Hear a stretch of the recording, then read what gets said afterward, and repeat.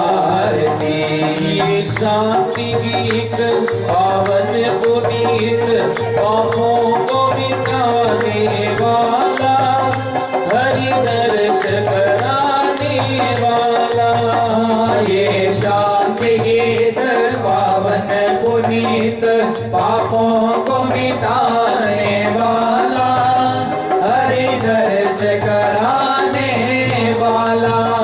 ये सुख करनी ये दुख हरनी, ये सुख करनी ये दुख हरनी। ओ ये सुख करनी ये दुख हरनी, ये सुख करनी ये दुख हरनी। श्री मधुसूदन की आरती, पापियों को पाप से है तारती। श्री भागवत भगवान की है आरती, पापियों को पाप से है तारती। ये मधुर बोल सतपंथ खोल, सन्मार्ग दिखाने वाला, बिगड़ी को बनाने वाला। ये मधुर बोल सतपंथ खोल, सन्मार्ग दिखाने वाला, बिगड़ी को बनाने वाला। ओ श्री राम यही घनश्याम यही, श्री राम यही घनश्याम यही, गुरुदेव यही महादेव यही, गुरुदेव यही महादेव यही। ये प्रभु की महिमा की आरती, पापियों को पाप से है तारती। श्री भागवत भगवान की है आरती, पापियों को पाप से है तारती। ओ पापियों को पाप से है तारती, पापियों को पाप से है तारती। बोलिए श्रीमद् भागवत महापुराण की जय। श्री सुखदेव जी महाराज की जय। श्री वेद व्यास जी महाराज की जय। युग जोड़ी सरकार की जय। गौ माता की जय। सत्य सनातन धर्म की जय। बोली लखदाता पीर जी महाराज की जय। श्री श्यामलाल जी महाराज की जय। बोलिए श्री इंद्रपाल जी महाराज की जय। साचे दरबार की जय। जय जय श्री राधे, जय जय श्री राधे। हर हर महादेव।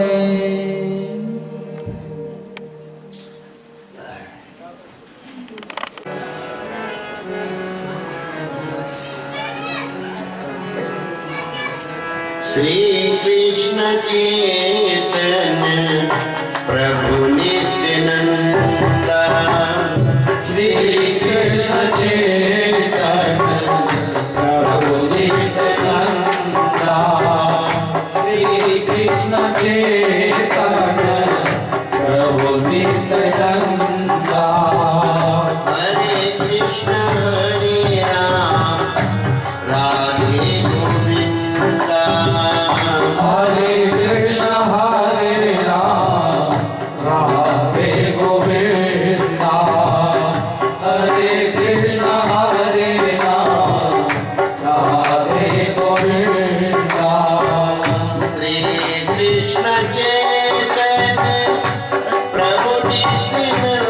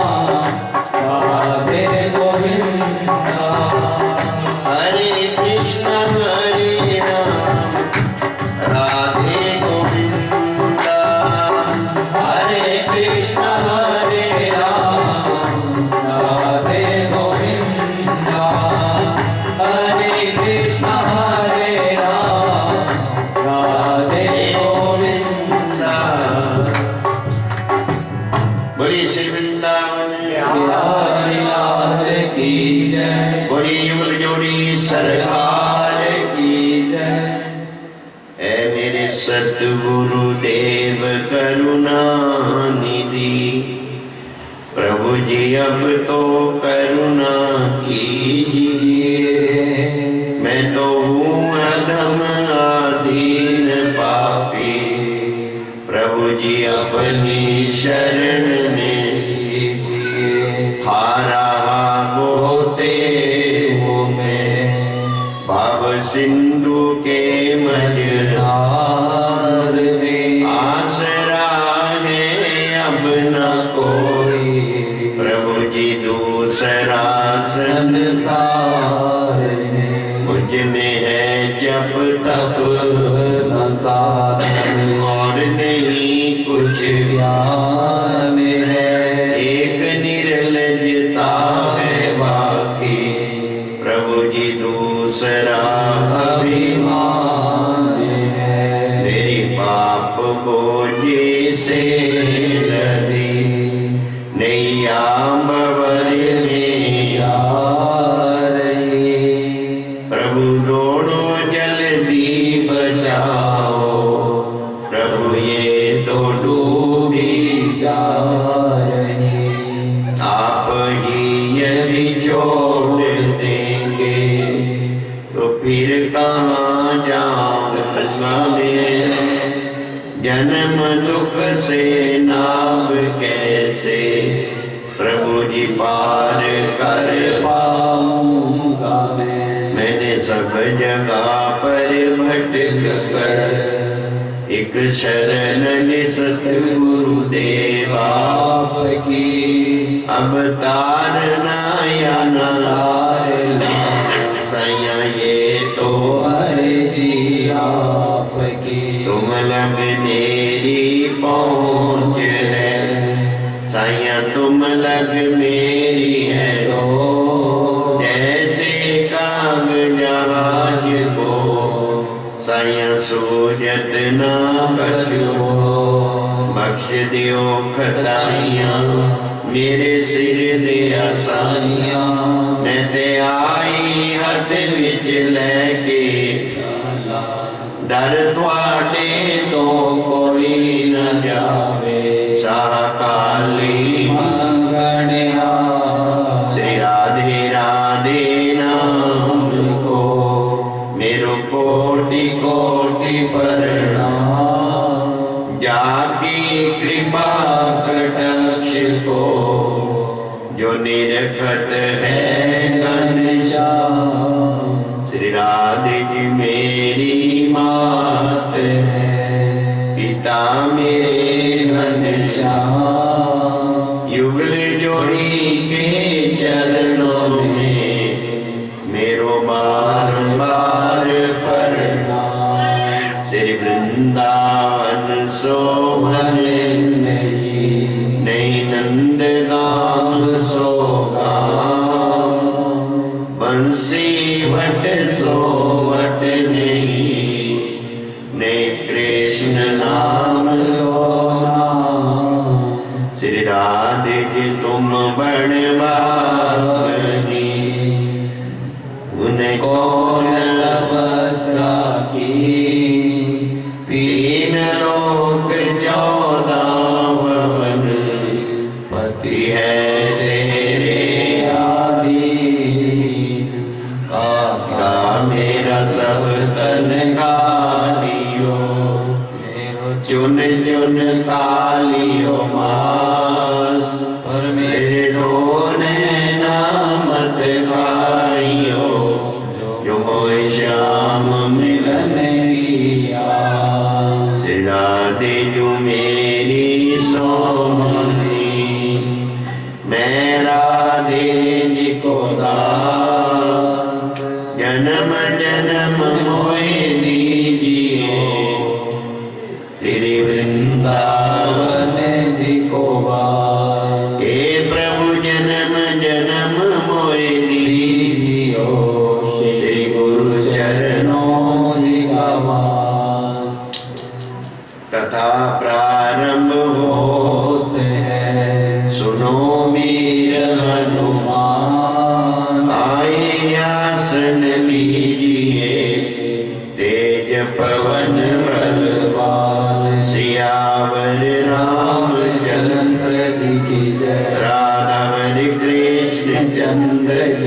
जय। उमापति महादेव जी की जय। पवन सुत महावीर जी की जय। के बोलो सब संतन की जय। जिस महाराज जी तुम्हारी सदा सदा ही जय। बोलिए सच्चे दरबार की जय। जय जय श्री राधे हर हर महादेव। पर पावनी श्री गंगा जी के तट पर श्री सुखदेव महाराज जी ने ये कथा श्रीमद् भागवत की राजा परीक्षित जी को सुनाई और प्रेमियों निमिषण्य तीर्थ में सौनक आदि 88,000 ऋषि मुनियों ने सूर्य जी महाराज जी के चरणों में प्रार्थना की कि प्रभु कोई ऐसी लीला का वर्णन करो जिसमें भक्ति ज्ञान वैराग्य से वह पूर्ण हो। इस कलयुग के अंदर प्राणी जो है अपने अज्ञान के कारण इस संसार के प्रपंचों में फंस गया है, दैत्यों के तुल्य आचरण कर रहे हैं, ना उनको सुख है ना चैन है, महाराज वो नष्ट हो गया है, आठों पैर दुखी रहते हैं। हम लोगों की इच्छा है कि आप उनके उद्धार के लिए कोई ऐसी लीला का वर्णन करें कि जिससे उनका मन भगवान के चरणों में जुड़ जाए और इस भव सागर से वो पार हो जाए। तो ये जो भव सागर है प्रेमी, यही संसार है, इसी संसार को कहा है भव सागर। इसे ही हमने पार होना और हमारा जो शरीर है इसके अंदर स्वयं भगवान विराजमान रहते हैं और आत्मा जो है ये अजर है, अमर है, अविनाशी है, इसका विनाश नहीं होता। कैसे? जैसे पावर हाउस से बिजली चलती है तो बल्ब खराब हो सकता है, वहां नया लगा दो, ऐसे ये शरीर की अवस्था है। तो आत्मा जो है, फिर कई लोग कहते हैं कि भुगतान किसको देना पड़ता है, तो भुगतान क्या है? ये मन का ही बात है। ये जो मन है इस संसार में, जो मन नारी की ओर निहारत वो मन होत है नारी करूपा, जो मन माया माया रटत नित वो मन डूबत माया के कूचा, जो मन सोना ब्रह्म विचारत वो मन होता है ब्रह्म स्वरूप। जेड़ा मन मालिक के चरणों से जुड़ जाता अपने प्रेमियों, वो जैसा स्वरूप भगवान का वैसे ही बन जाता है। और जब ये प्रश्न सूर्य जी महाराज के ने सौनक आदि ऋषियों ने किए सूर्य जी महाराज जी के आगे, तो कहने लगे कि हे ऋषियों, ये बात आपने जो मुझसे पूछी है मैं बहुत प्रसन्न हूं। तुम लोगों ने कलयुग के जीव के उद्धार के लिए बहुत ही अच्छा प्रश्न किया है। एकमात्र जीवों के उद्धार के लिए श्रीमद् भागवत की कथा ही कही गई है, जिसे वेद व्यास जी के पुत्र सुखदेव स्वामी जी ने राजा परीक्षित जी को सुनाई। जब क्या है, श्रृंगी ऋषि के शाप के कारण राजा परीक्षित जी गंगा जी के तट पर निवास करने लगे। उसी समय परपिता परमात्मा की कृपा से श्री सुखदेव स्वामी जी ने उन्हें श्रीमद् भागवत की कथा सुनाई। उस समय देवता अमृत कलश लेकर के सुखदेव महाराज जी से कहते हैं कि इस अमृत कलश को आप ले लें और इसके बदले हमें क्या है श्रीमद् भागवत की कथा सुनाई। प्रकृति में देवताओं की बात सुनकर सुखदेव जी बोले कि हे देवताओं, अमृत को पीने से तो मनुष्य की आयु केवल देवताओं जैसी हो सकती है, तुम्हारे इस अमृत से कहीं अधिक श्रेष्ठ है श्रीमद् भागवत की कथा, जिसके एक सप्ताह पढ़ने से, एक सप्ताह सुनने से क्या होता है, प्राणी अमर हो जाता है और वह मुक्ति पद को पा करके आवागमन से वह छूट जाता है। ये विचार करने के उपरांत राजा परीक्षित जी इस अमृत को त्याग देंगे, वो कथा रूपी अमृत को ही ग्रहण करेंगे। प्रप्रेमियों, ये बात सुनकर के देवता लोग निराश हो गए कि हमारे भाग्य में क्या है ही नहीं, हमारे सो ये मानुष सच्चे हैं, हमने देवलोक में रहते हैं और हम वंचित है, इससे तो हमारा कलयुग के अंदर जन्म हो जाता है तो हम वापस से पार हो जाते हैं, जन्म से छुटकारा पा जाते हैं। सुखदेव स्वामी जी कहते हैं कि आपके अमृत में, कथामृत में बहुत अंतर है, जैसे कांच और मणि में होता है। ये बात सुन करके देवता लोग प्रप्रेमियों वहां से निराश होकर चले गए और आज हमारे बड़े भाग्य अच्छे हैं जो हमें भगवान की कथा सुनने के लिए मिलती है। सनकादि ऋषियों ने देव ऋषि नारद जी को श्रीमद् भागवत की कथा सुनाने के पश्चात कथा की विधि का वर्णन किया था। तो सौनक आदि ऋषियों ने प्रश्न किया कि महाराज नारद जी तो 2 घड़ी के लिए एक स्थान पर टिकते ही नहीं, तो एक हफ्ता सप्ताह परायण में वो कैसे बैठे रहे, कैसे टिके रहे 7 दिन तक? सनक आदि से उनके कहाँ भेंट हुई और ये जो सप्ताह यज्ञ के स्थान पर हुआ, ये कृपा करके आप हमें कथा सुनाने की कृपा की। सूर्य महाराज कहते हैं ऋषियों, एक समय सनक, सनंदन, सनातन, संत कुमार चारों भाई भ्रमण करते हुए श्री बद्री नारायण जी में पहुंचे। वहां नारद जी को उदास बैठे देखकर नारद जी से पूछने लगे, देव ऋषि आप इतने उदास क्यों हैं? न्याय चुप करा दो कि जरा जाकर। तब नारद जी ने चारों ऋषियों को प्रणाम करके कहा कि प्रभु, मैं अपनी चिंता आपके सामने कहता हूँ, उसे आप ध्यान से सुनो। काशी जी में गया, रुद्राद्री जी में गया, गया जी में गया, मैंने सारे तीर्थ किए।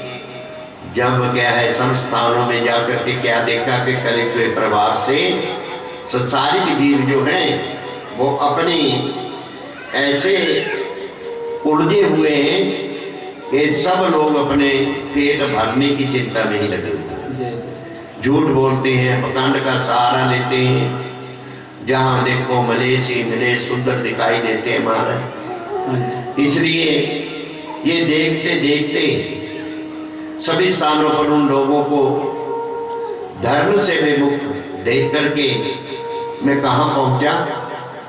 मथुरापुरी, यमुना के किनारे। क्या देखा वहां? एक जवान स्त्री यमुना किनारे बैठी रो रही है।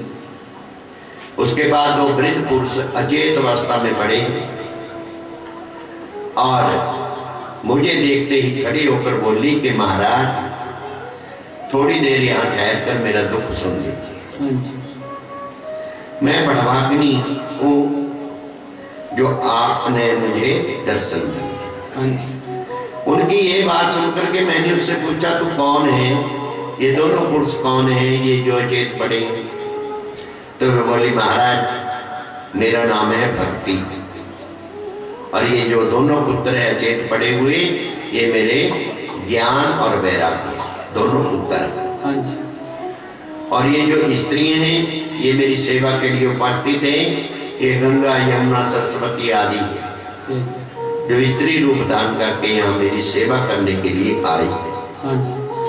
मैंने द्राविड़ देश में जन्म लिया, कर्नाटक देश में सियाणी हो गई, कुछ दिन तक मैं दक्षिण देश में रही, गुजरात में आई तो मुझे बुढ़ापे दे दिया। और जब से मैं वृंदावन में आई हूँ मैं यहाँ आकर के तरुणाई में आ गई, जवान हो गई, यौवन हो गई। पर दोनों ये मेरे पुत्र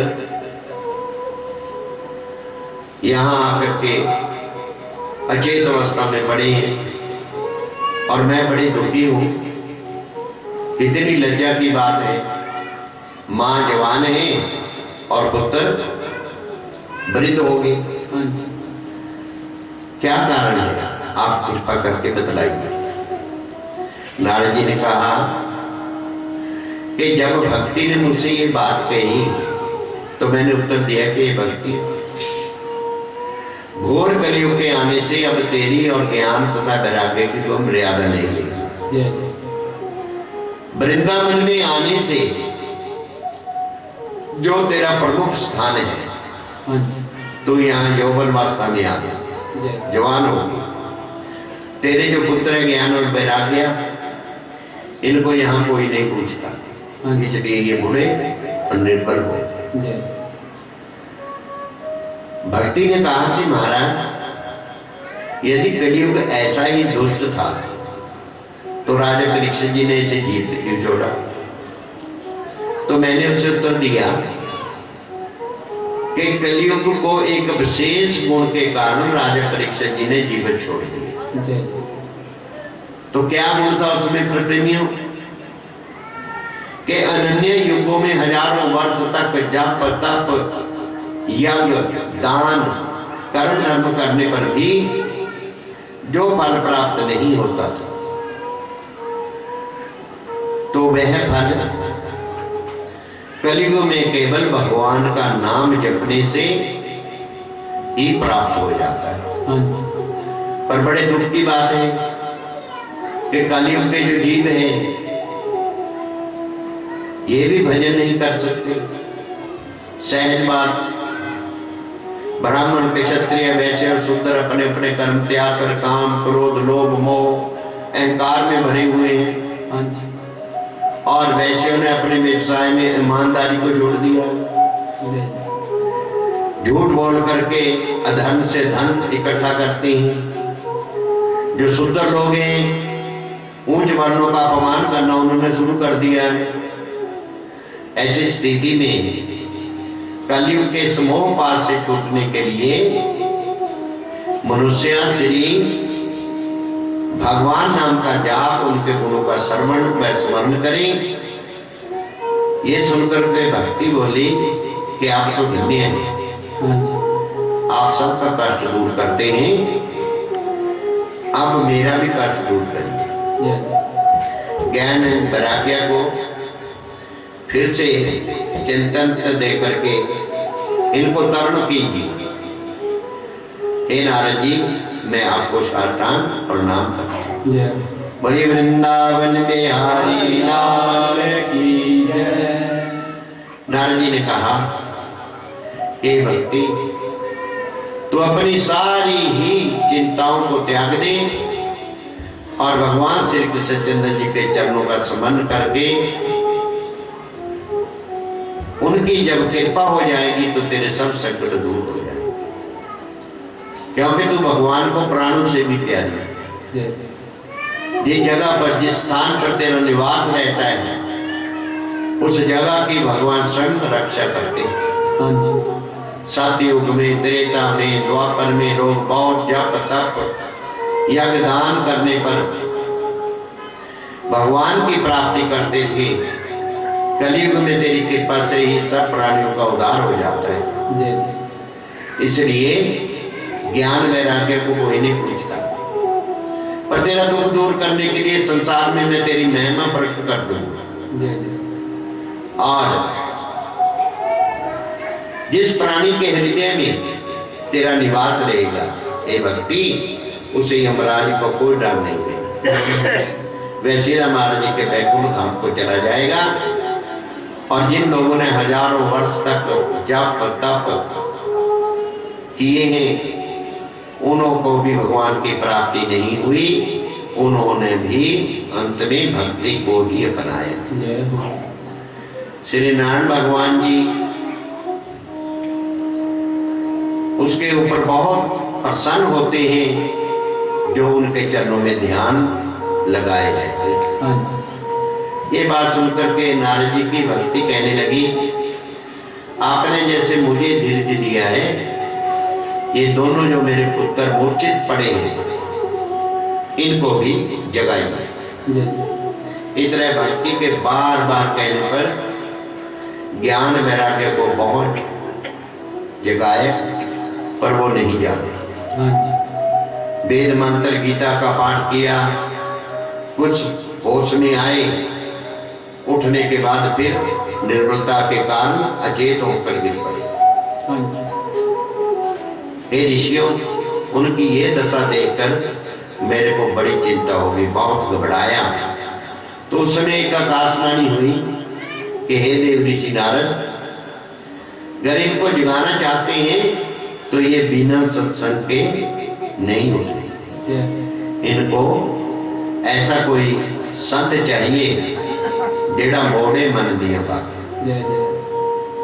इन्हें तुम सत्संग द्वारा जगाने के लिए किसी साधु पुरुष की खोज करो। तुम्हारा आकाशवाणी सुनकर के मैं साधु महात्मा को खोजता खोजता यहाँ पर आ निकला।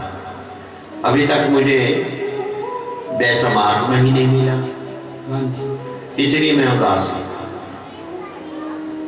आप लोग ब्रह्मा के पुत्र हैं, परम योगी है, परम तेजस्वी है।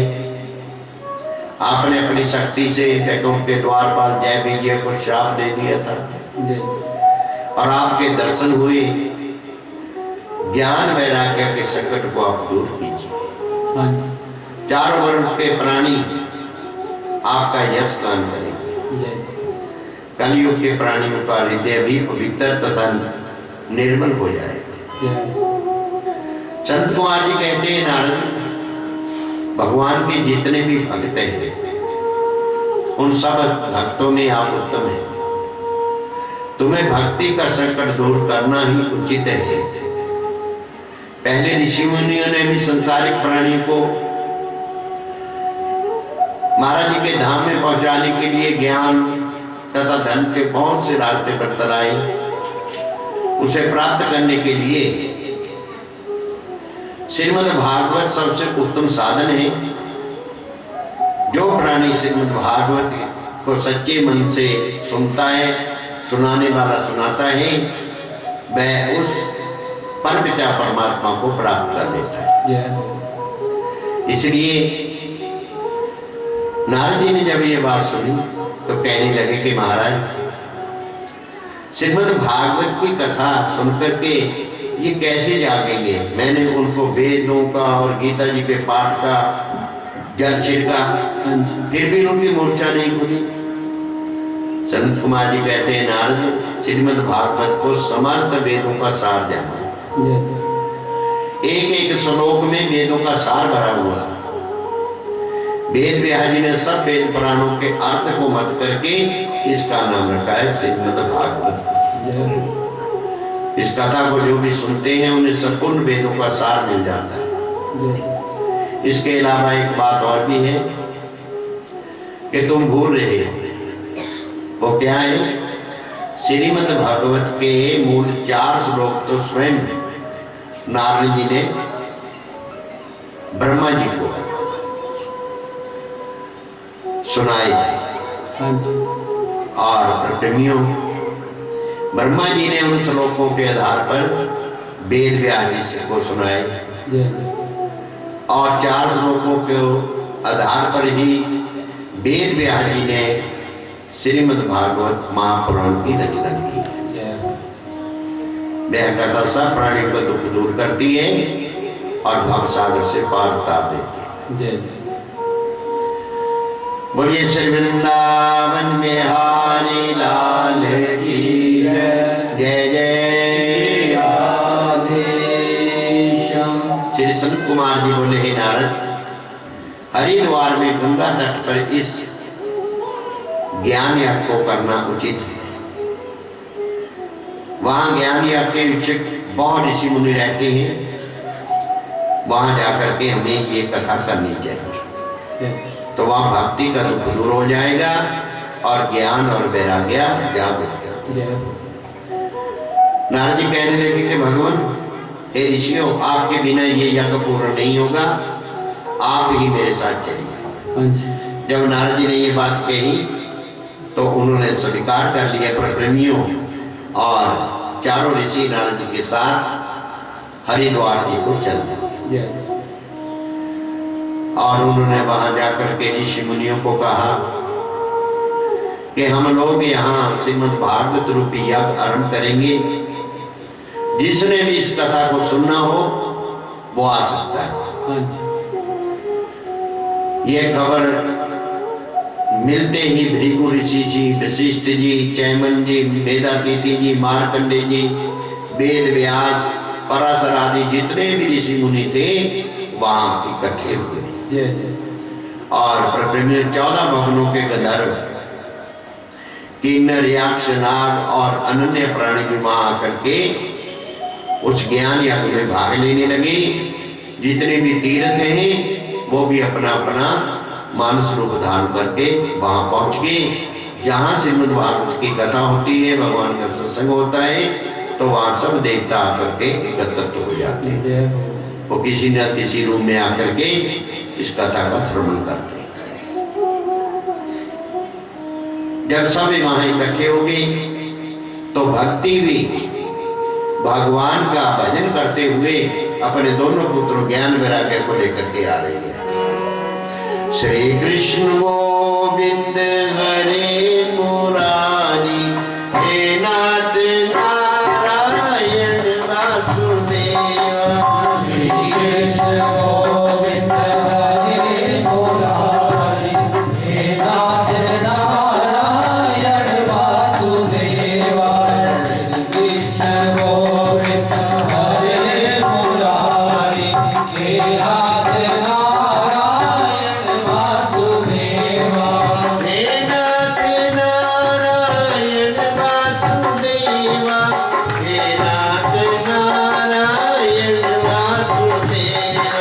हे नाथ नारायण वासुदेवा, हे नाथ नारायण वासुदेवा। श्री कृष्ण गोविंद हरे मुरारी, हे नाथ नारायण वासुदेवा।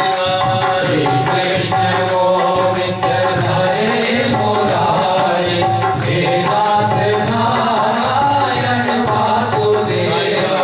श्री कृष्ण गोविंद हरे मुरारी, हे नाथ नारायण वासुदेवा। हे नाथ नारायण वासुदेवा, हे नाथ नारायण वासुदेवा। हे नाथ नारायण वासुदेवा, हे नाथ नारायण वासुदेवा। हे नाथ नारायण वासुदेवा, हे नाथ नारायण वासुदेवा। श्री कृष्ण गोविंद हरे मुरारी, हे नाथ नारायण वासुदेवा। श्री कृष्ण गोविंद हरे मुरारी, हे नाथ नारायण वासुदेवा। श्री कृष्ण गोविंद हरे मुरारी, हे नाथ नारायण वासुदेवा। जय जय। श्री राधे श्याम। सनत कुमार जी कहते हैं, नारद, अब हम तुम्हें वो कथा सुनाती जो सुखदेव स्वामी जी ने राजा परीक्षित जी को सुनाई। इस श्रीमद् भागवत महापुराण की जो कथा है, इसमें 18,000 श्लोक है। उसके पढ़ने से, सुनने से भक्ति और मुक्ति मिलती है। अनन्य प्राणों के सुनने से, हजारों समेत बात पे यज्ञ करने से जो फल प्राप्त नहीं होता, श्रीमद् भागवत की कथा सुनने से वो सहज में मिल जाता है। काशी जी, प्रयागराज, गया, कुरुक्षेत्र और पुष्कर आदि तीर्थों का स्नान भी इस कथा के श्रवण फल के समान फलदायक नहीं है। जो मनुष्य प्रतिदिन श्रीमद् भागवत का एक अथवा आधा श्लोक भी पढ़ता है वह भगवान के चरणों में पहुंच जाता है। जो लोग नित्य प्रति भगवत चर्चा करते हैं, भगवान के गुण गाते हैं, किसी को सुनाते हैं, उनके करोड़ों जन्मों के जो पाप हैं वो नष्ट हो जाते हैं। और जिसने मनुष्य थे पा करके महाराज जी की ये कथा श्रीमद् भागवत की सुन ली, उसका जीवन सफल हो जाता है। और जिसने मानव जन्म पा करके ये कथा नहीं सुनी, उसे धिक्कार है मानव जन्म में आना। कलयुग में मनुष्य से दान धर्म यज्ञ तप नहीं होता, उनका मन विषयों में फंसा रहता है। ऐसे जीवों के उद्धार के लिए ये श्रीमद् भागवत की कथा वेद व्यास जी ने उन प्राणियों के उद्धार के लिए बनाई है। जो प्राणी 7 दिन इस कथा को सच्चे मन से सुनता है, उसको सब यज्ञ व्रत दान कर्मों का फल प्राप्त हो जाता है। और इस श्रीमद् भागवत के 11वें स्कंद में भगवान श्री कृष्णचंद्र जी ने अपने मुखारविंद से उद्धव जी से कहा था कि हे उद्धव, कलयुग आने वाला है, अब आप जाकर के बद्रिकाश्रम में बद्रीनाथ जी में तपस्या करो। संसारी जीवों का उद्धार कैसे होगा, ये उद्धव जी कहने लगे। महाराज त्रिलोकीनाथ जी कहने लगे, तुम तो वहां जाओ बद्रिकाश्रम में, तुम वहां जाने से भक्ति करने से तुम मेरे को प्राप्त कर लोगे। और मेरे जाने के पहचान श्रीमद् भागवत रूपी ये जो मेरी प्रतिमा है इस जगत में रहेगी। जो प्राणी इस श्रीमद् भागवत को मन लगा करके पढ़ेगा या सुनेगा, उसे मेरे दर्शन प्राप्त हो जाएंगे और वह भव सागर से पार हो जाए। जब सब वैष्णव ऋषि मुनि ने सप्ताह पुराण की कथा सुनकर वो ध्यान मग्न हो, जब ध्यान मग्न हो गए तो उन्होंने क्या देखा, उस समय भगवान का वो स्वरूप पीतंबरधारी, कर्दनी मुकुट कुंडल रतन जटित आभूषणों से युक्त, मस्तक पर केसर का तिलक लगाए श्री मुरली मनोहर ने सबको दर्शन दिए, उद्धव आदि शाखाओं के संग। उस ज्ञान याग में जाकर सबको अपने दर्शन देकर के उन्होंने तीर्थार्थ कर दिया।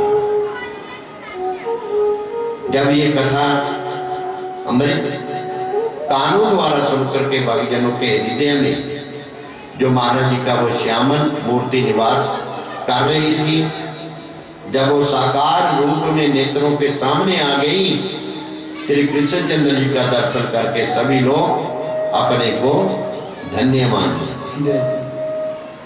सबने विधिपूर्वक प्रभु का पूजन किया, साष्टांग भगवान के चरणों में प्रणाम किया। इस आनंद को देख करके नारद जी ने संत कुमार जी से कहा कि भगवान, आपने जो कथा कही, जिसने उसे सुना उसी ने प्रभु के दर्शन पाए। अब इसका महत्व सुनाइए कि इस कथा को सुनने से किस किस जीव का उद्धार हो जाता है। संत कुमार जी कहते हैं कि कलयुग के अंदर जो महापापी भी है, इस सप्ताह यज्ञ के सुनने से पवित्र हो जाते हैं, मुक्ति पद को पाते हैं। हम आपको एक प्राचीन कथा सुनाते हैं। दक्षिण दिशा में तुंगभद्रा नदी के तट में एक गांव में एक आदम देव नाम का विद्वान ब्राह्मण रहता था। बड़ा तेजस्वी था, बड़ा धर्मात्मा था। उसकी जो पत्नी थी बरबरी में, उसका नाम था दुंदनी। पति को बड़ा दुख देती थी, पर ब्राह्मण जो था बड़ा ज्ञानी था।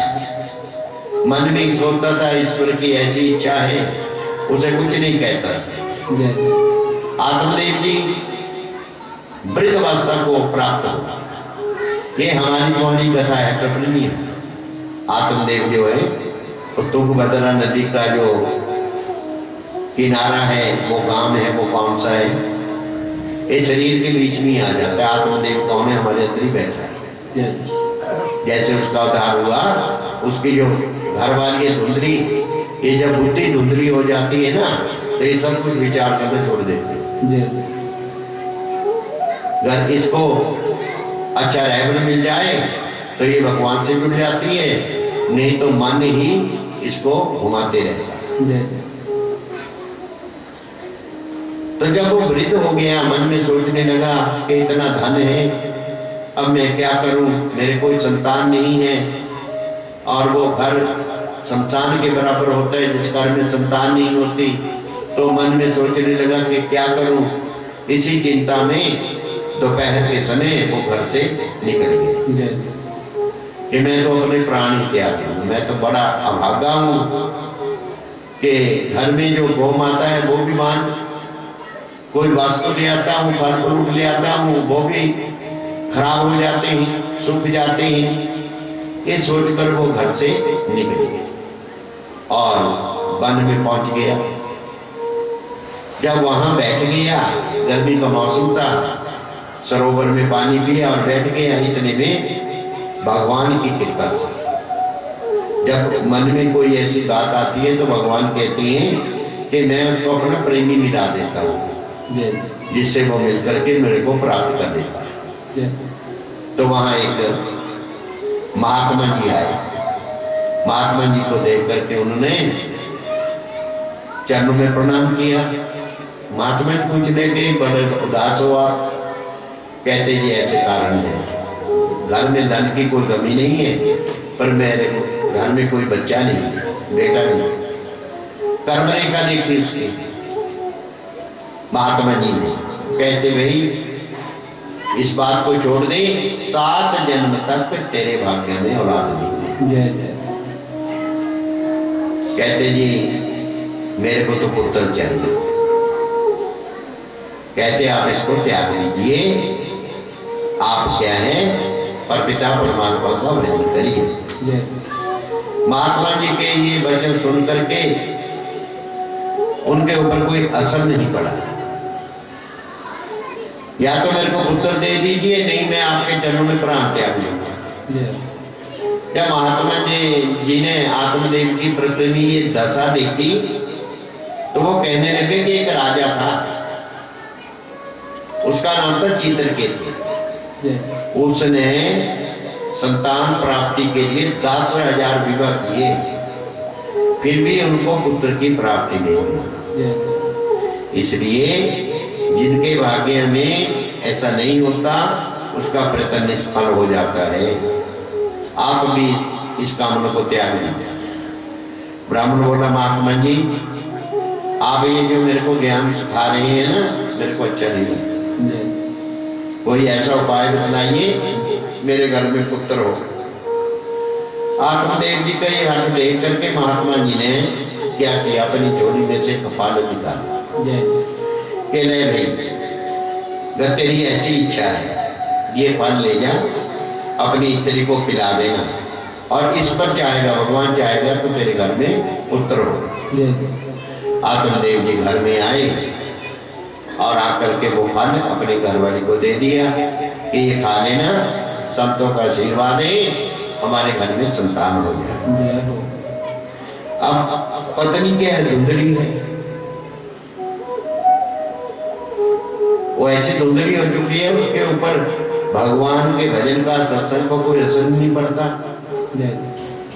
जिसकी बुद्धि धुंधली हो जाती है तो वहां क्या है, आप कितने ही उसको कहते रहो भाई अपने जीवन को बना ले, तो समय निकाल ले, वो पहुंच ही नहीं पाता भगवान के सत्संग में कथा सुनने के लिए। तो उसने धुंधली ने मन में सोचा कि नहीं मैं ये फल नहीं खाऊंगा, और उसको रख लिया। आत्मदेव जी से कह दिया मैं खा लूंगा। तो धुंधली की सहेली आई, सहेली से अपनी बातें करने लगी कि मेरे पति ने पुत्र प्राप्ति के लिए फल कहीं से ला करके दे दिया, हाँ जी पर मैं नहीं खाऊंगा। जय गर्भवती को बड़े कष्ट होते हैं, ना अपनी सहेलियों से मिल सकूंगी, ना गा बजा सकूंगी, इसलिए मैं नहीं खाऊंगा। वह खाया ही नहीं फल। एक दिन उसकी बहन आई उसके घर में, जय कहती बहन तू उदास है, कहती ये कारण है, कहते तो बात नहीं, जब मेरे क्या बेटा होगा मैं आपको दे दूंगी और मेरे पति को कुछ धन दे दूंगी, हाँ जी और ये जो आपके पास फल है ना, ऐसी जगह रख लो, एक गौ माता को खिला दो, जय पता ही नहीं चलेगा। अपने पति से कह दो कि मैं गर्भवती हो गई, तो ये बात बन जाएगी और तेरे पति को भी कुछ पता नहीं चलेगा कि वो फल कहाँ गया। पर प्रेमियों, आत्मदेव जी से धुंधली ने जब कहा कि मैं गर्भवती हो गई, तो वो बड़ा खुश हुआ, बहुत सा दान दिया। और फिर जब उसकी बहन के पुत्र हुआ, तो धुंधली ने पति से कह दिया कि मेरे पुत्र हुआ। जय आत्मदेव जी तो इतने खुश हुए, याचकों को ब्राह्मणों को दान दिया और कहने लगे कि इसका नाम मैं रखूंगा। तो वो धुंधली कहने लगी कि ये मेरा पुत्र है, नाम इसका मैं ही रखूंगा। जय अपना नाम धुंधली था, उसका नाम क्या रख दिया, धुंधुकारी। और फिर दूध तो तब पर आए जब उसका बच्चा हो, बच्चा तो छोटी बहन के हुआ। वो कहने लगी कि महाराज स्वामी जी, मेरे सपनों में दूध नहीं है, आज से 5-6 महीने पहले मेरी छोटी बहन के बेटा हुआ था, वो मर गया बेचारा, उसके सपनों में दूध है, वो इसका लालन पालन कर देगी, है उसी का पुत्र है। वो अब सामने ही उसका लालन पालन करने लगे। तो महाराज जी की ऐसी कृपा हुई, जो फल गौ माता को खिलाया था प्रेमियों, उससे एक बालक ने जन्म लिया। पर एक निशानी थी, उसके जो कान थे गौ माता जैसे, इसलिए उनका नाम रखा गया गोकर्ण। बोलिए वृंदावन गोकर्ण जी पढ़ लिख के विद्वान बन गए। और धुंधुकारी ऐजा महामूर्ख निकले, ऐसा नीच निकला। पर प्रेमियों, जुआ खेलता है, चोरी करता है और बुरे कर्म करता है, वैश्य गमन करता है, सारा धन वैश्य को लुटा दिया। एक दिन तो माता पिता को पीट करके घर के सब कपड़े बर्तन भी उठा कर ले गए, सब वैश्य को ले दिया। ये अपने पुत्र की ये दशा देख करके अब आत्मदेव जी बड़ा दुखी हुए। वो ब्राह्मण रोने लगा कि भाई ये तो सारी बात ही भी। आत्मदेव जी को दुखी देख करके गोकर्ण जी कहने लगे, पिताजी इस संसार में आए हैं हम, इस संसार में दुख के सिवाय सुख किसी को नहीं मिलता। ये चिंता त्याग दीजिए और अभी भी समय है, अपने मन को भगवान के चरणों में लगा दीजिए। कहते मेरा मन कैसे लगेगा? गोकर्ण जी कहने लगे कि पिताजी आप अकेले ही वन में चले जाओ और वन में जाकर के परमपिता परमात्मा का भजन करो, अपने मन को माया मोह से हटा लो और अकेले ही उस वन में भगवान का चिंतन करो। इस साधन से अवश्य ही आपको भगवान के चरणों की प्राप्ति हो जाएगी।